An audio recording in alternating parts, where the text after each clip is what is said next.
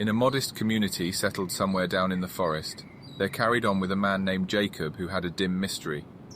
Jacob was a maniacal executioner who had killed a few groups before, however. No one in the town thought a thing. He was enchanting, articulate, and consistently appeared to be in charge. At some point, a gathering of companions chose to go on a setting-up camp excursion in the forest, much to their dismay that they were going to run into Jacob. As they set up for business for the evening, they heard a stirring in the shrubs, yet got over it as a creature.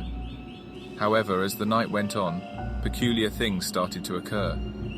The gathering began to hear murmurs in obscurity and saw shadows moving around their campground. They dismissed it as their creative mind, however. They were off base.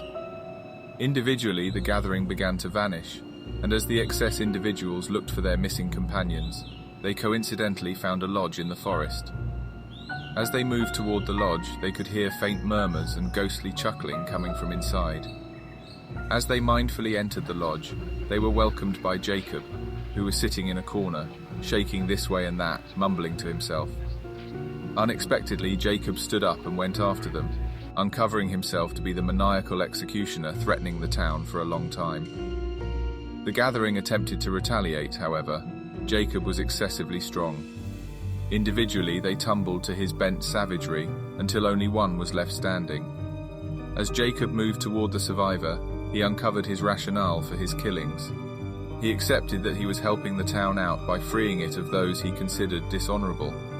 He saw himself as a deliverer, a legend tidying up society's foulness.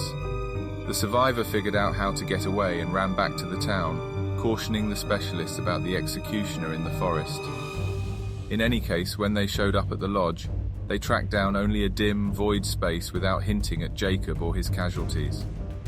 Right up until now, the town discusses the baffling executioner in the forest, contemplating whether he will at any point get back to proceeding with his rule of fear.